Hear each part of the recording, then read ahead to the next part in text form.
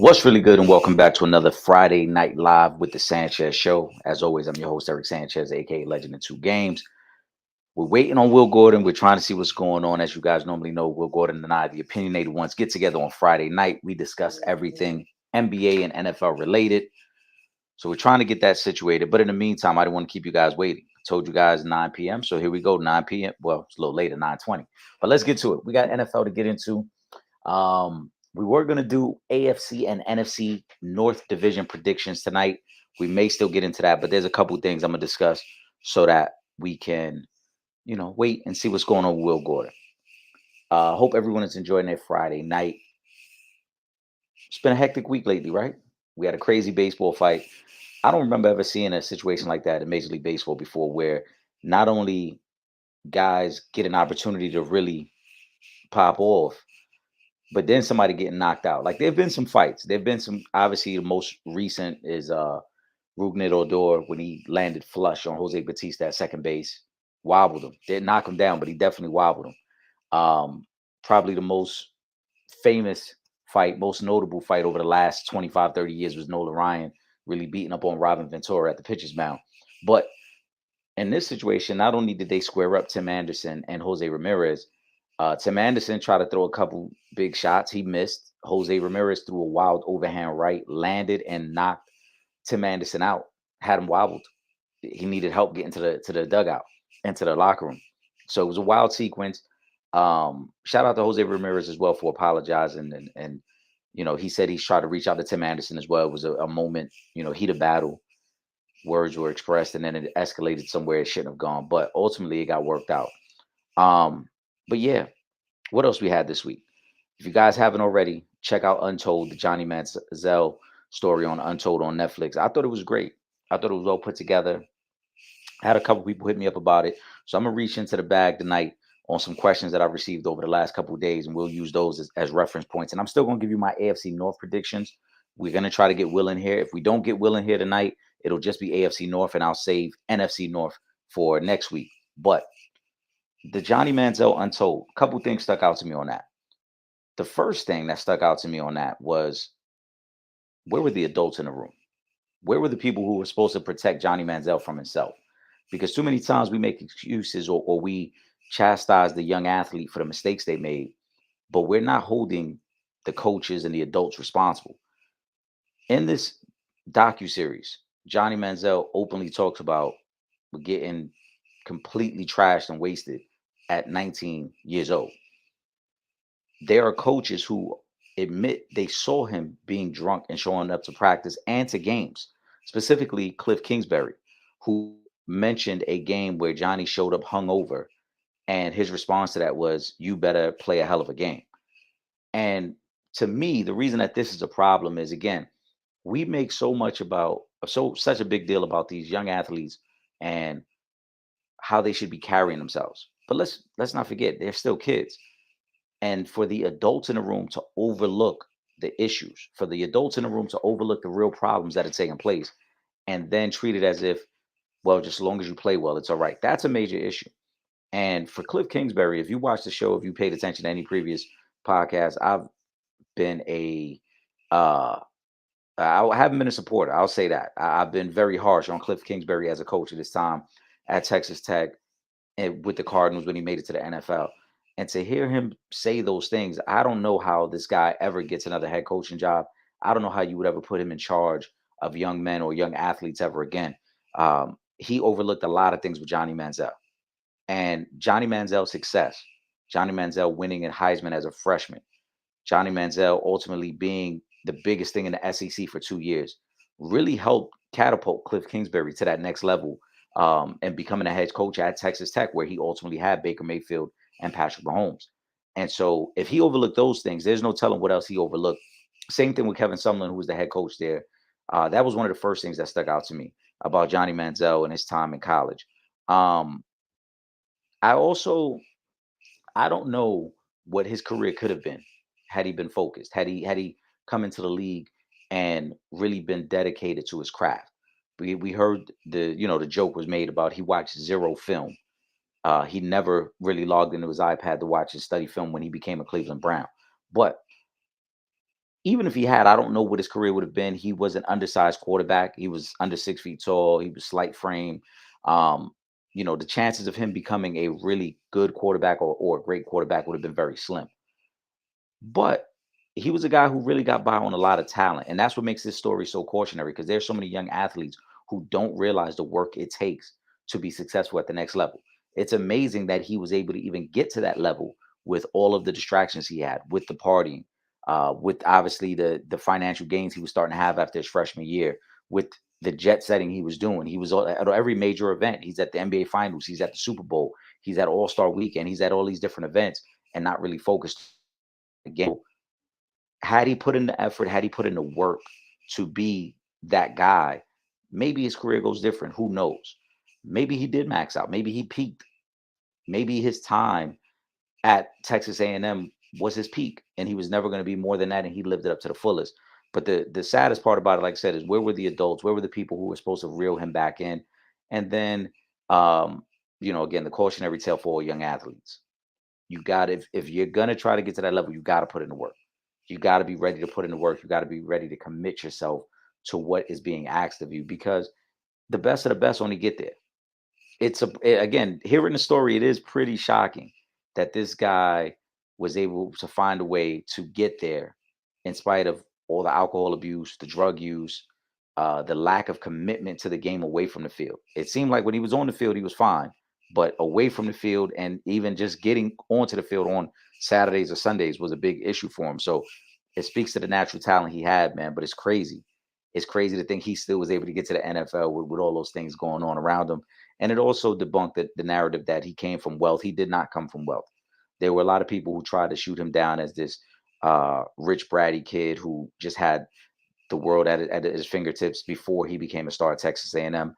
And the docuseries highlighted that was not true. He didn't come from money. That was a story they made up to cover up the money he was receiving for signing footballs. He came from a blue collar family, got to Texas A&M on a football scholarship, and figured it out. And his star shined the brightest for those 2 years in the SEC. But man, what could have been, and then ultimately, again, the story that most kids should pay attention to. You got if you want to take that commitment, you got to be ready to go, man. It's just crazy. They let him go really all out. One of the other sports docuseries that took place this week, Hard Knocks, kicked off, and I'm not going to go too in depth on the Jets yet because I know we're going to get to the AFC predictions at some point over the next few weeks. We're about a week away, a month away from the start of the NFL season. So I know we're going to start to heat up with NFL talk, and we're going to get to the AFC East very soon. But Hard Knocks, episode 1, some quick takeaways. Aaron Rodgers. I think Aaron Rodgers is going to have a good year with the Jets. I think maybe the narrative that's been painted about him in Green Bay wasn't completely accurate.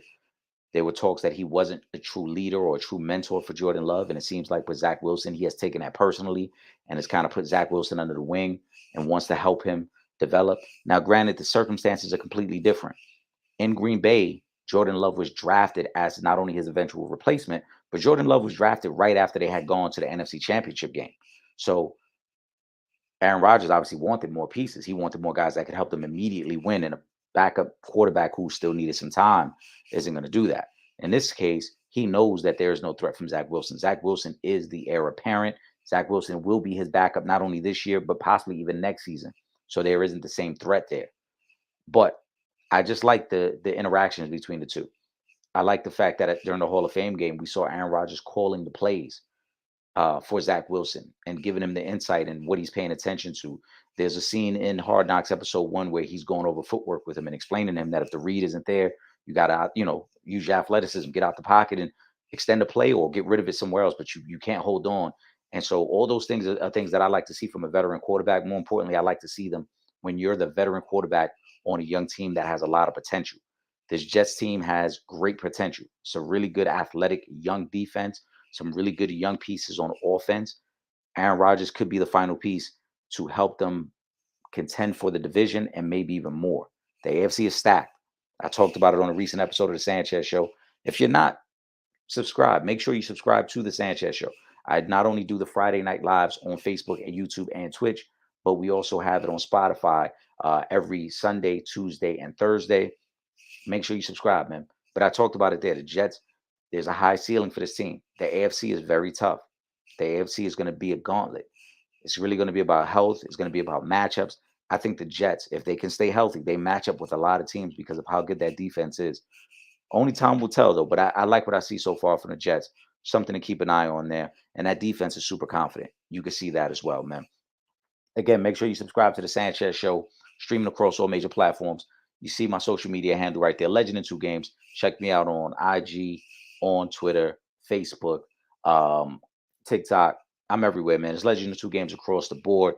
A little bit of baseball news. We got a no-hitter this week. Shout out to Michael Lorenzen of the Phillies. Had his no-hitter in his second start with the Phillies since he was traded over there. Kudos to the Phillies too, man. They've had to deal with some injuries this year. They are the reigning National League champions. They've dealt with some injuries. Right now, they're not within striking distance of the division, but they are the wild card leader. So kudos to them. Bryce Harper's getting healthy. Hopefully, they can be fully healthy come playoff time because they were a very exciting team to watch last year, man.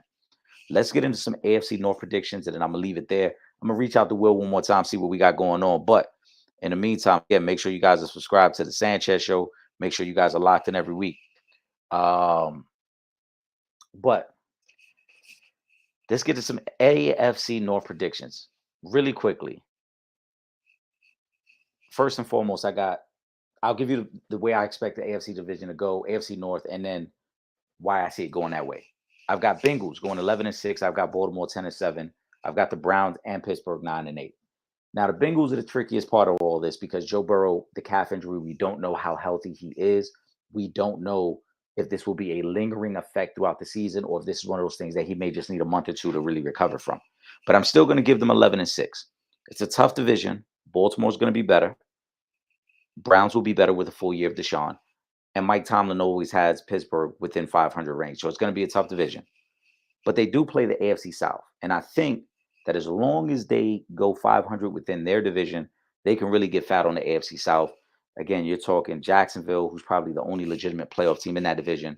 Tennessee is on a decline. The Colts are in a rebuild. The Texans are in a rebuild. The Bengals, I think, will get fat against those teams. I see the Bengals going 11-6. Joe Burrow's injury could swing that either way, but I still think there's enough talent there defensively and offensively, especially early in the season, that they can tread water until Joe Burrow gets fully into the swing of things. I got him at 11-6. I've got Baltimore at 10-7. Baltimore, to me, has added the pieces offensively. Zay Flowers, been great things. Heard about him coming out of training camp. Obviously, you add Odell to go with Mark Andrews. You hope you get a fully healthy J.K. Dobbins this year. But they got a couple toss-up games, and they've got two tough games on the road on the West Coast, one against the Chargers, one against the 49ers. Those are tough games. They get games that could be 50-50 games, but because they're at home, they might be favored. I expect them to be favored, and maybe they win close games. They get a game against Detroit at home. I think Detroit is going to be a much improved team this year and a playoff team. And then they get the rematch against Miami. If you remember last year, they had a thrilling game with Miami that they blew a lead, and Miami was able to come back and beat them in Baltimore. They get them again in Baltimore this year. So I think Baltimore's right in that range of 10-7. Can Lamar stay healthy? Can J.K. Dobbins stay healthy? That defense is not quite the same. I love the linebacker combo with Roquan Smith and Patrick Queen, but they're a little older in the secondary. So we got to see how that will play out for them as well. Offensively, I think is upgraded. Defense may have taken a step back. I see them at 10-7 as a playoff team. Health is the biggest thing for them. The Browns, I got them at 9-8. This is where it gets tricky because the Browns have several toss-up games this year where I feel like they're probably 50-50 games. And if Deshaun is what we expect him to be, if he doesn't have much rust, which I think he may have worked off the rust at the end of last year, these are winnable games. But I got him at 9-8 because, again, the division is tough, as I highlighted. I'm expecting at least 3 teams in this division to have a winning record, if not maybe all 4. But 3 teams to have a winning record. So there's that. They got toss-up games against the Jets, and then they got to go to Denver and to Seattle. Those are all tough games for them. The Jets game is later in the season. They lost to the Jets last year in Cleveland. They get them again this year in Cleveland. But Denver is always a tough place to play, and I think Denver will be better with Sean Payton. Seattle is always a tough place to play. And if you listen to the podcast recently, I did say that I think Seattle could be a sleeper team in the NFC. So those 3 games are tough. They start off with 3 of their first 4 games within the division. I think that's going to be the telltale sign for the season for the Browns. If they can get off to a really good start in the first month of the season, and specifically in those division games, then they have the shot to get 10 plus wins and maybe even win this division. But if they get off to a slow start and they got to play from behind, then that's where I think it gets tricky. The roster is super talented. They've got a great running back. They've got great pieces on defense. The receiver core is not as strong as it was a few years ago, but you can make up for that with great quarterback play. And I think Deshaun is a great quarterback. So the Browns, I see them at 9-8. The two things, like I said, that stand out the most to me: three of the first 4 games within the division, and then those toss-up games: Jets, Denver, Seattle. So that's something to keep an eye on. I also have Pittsburgh right in that 9-8 range. And again, this is toss-ups. Now I know it'll be very difficult to have all 4 teams with a winning record. They've got to play each other as well. But I think Pittsburgh, we know Mike Tomlin's history, never had a losing season. So you got to give him credit and respect there. The next thing that sticks out to me, the way they end the season. Early part of the season, they might be able to get fat on some of their schedule, but 3 of their last 4 games are on the road. They don't play Cincinnati until November and then December, which means they won't be able to take advantage of maybe a hobble Joe Burrow early. They get them later on when I expect the Bengals to be in full swing. So I don't know if they can beat the Bengals at all this year. So that already would give you 2 losses within the division if it goes that way. They get the Jaguars and the 49ers in Pittsburgh, and they get the 49ers opening day. They might be able to take advantage of the 49ers. I talked about this the other day as well. Brock Purdy, is he going to be as good as last year? Are we possibly going to see Sam Darnold week 1? They may be able to take advantage of that. The Jags game as well, you get the Jags in Pittsburgh. That becomes more of a winnable game there, though I think the Jags are better. But the last 2 games of the season is where it gets really tricky for them. They finish against Seattle and Baltimore. I expect both those teams to be playoff teams.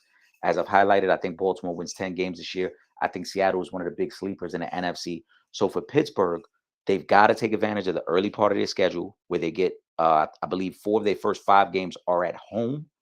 They got to take advantage there. They've got to find a way to win games against Baltimore and Cleveland, because I don't think they will beat the Bengals this year. The way the schedule lines up, they get the Bengals late in the season when I expect Joe Burrow to be fully healthy, when I expect the Bengals to be gearing up for a playoff push. So I don't think they can beat the Bengals this year. They got to find a way early on to beat the Browns and the Ravens and get some early divisional wins under their belt. And then, like I said, 3 of their last 4 games are on the road. As I highlighted, they finished in Seattle and at Baltimore. Baltimore's a rivalry game. Going to Seattle late in the season is always super tough. Pittsburgh could be in that range of 8-9, 9-8. It's all going to really depend on how they come out the gate. Them and the Browns, I think, are in the same situation. If they want to compete in this AFC North, they've got to come out the gate in the first month of the season very strong, man. Just my thoughts.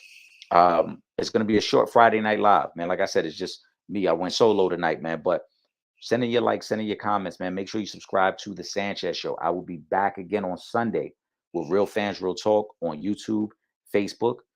We're doing Sunday at 7 p.m. So make sure you lock in with us, because we're going to have a lot of NFL talk as we start to really gear up for the season. We'll have some more baseball talk as well then. And then on Tuesday, another episode of The Sanchez Show over on Spotify, man. Get locked in. Make sure you subscribe to The Sanchez Show on Facebook, on YouTube, on Twitch, and on Spotify. And again, Legend in 2 Games across all social media platforms, man. I see you guys next Friday, man. I am Eric Sanchez. This is The Sanchez Show. Friday Night Live. We out of here.